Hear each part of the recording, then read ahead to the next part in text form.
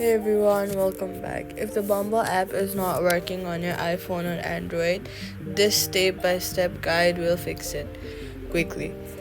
First, check your internet connection and switch between Wi Fi and mobile data.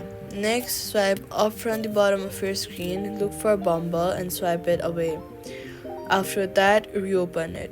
Now, restart your phone to clear temporary system glitches.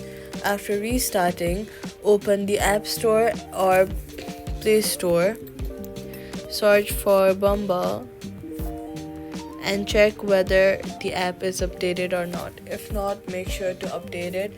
Updating your app ensures you have all the latest files and bug fixes. If the app is already updated, go to your phone settings. Then, on Android, clear cache.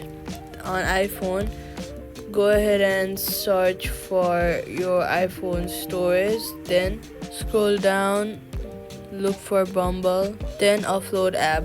This will free up storage used by the app, but it keeps documents and data.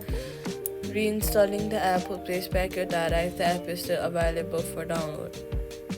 Now, also make sure that the date and time are set to automatic. Go to general, scroll down, click on date and time, and then set automatically.